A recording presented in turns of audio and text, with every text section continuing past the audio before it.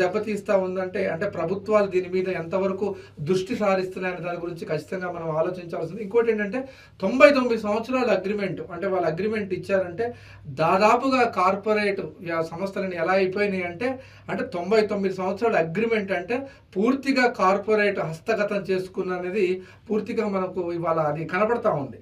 అంటే దీన్ని ముఖ్యంగా ఏంటంటే దీని మీద సమస్యకి పోరాటం చేయడానికి అంటే చిన్న వ్యాపారులు ఇవాళ ఇది ప్రధానంగా ఎంత సమస్య అయిపోయిందంటే ఇవాళ అది తీవ్రతరం అయిపోతా ఉంది. కానీ వాళ్ళు ఏంటంటే ఇండియన్ ప్రజా కాంగ్రెస్ పార్టీ రాష్ట్ర అధ్యక్షులు సిద్ధంరెడ్డి శివశంకర్ రెడ్డి గారు ఇవాళ మీడియాని అప్రోచ్ అయ్యి వాళ్ళ తరపున చిన్న వ్యాపారులకు అండగా మేము ఉంటాము, ఖచ్చితంగా వాళ్ళ తరపున మేము మాట్లాడతాము, వాళ్ళ తరపున మేము మా గళాన్ని వినిపిస్తామని ఒక ఉద్యమంలాగా చేస్తూ ఉన్నారు.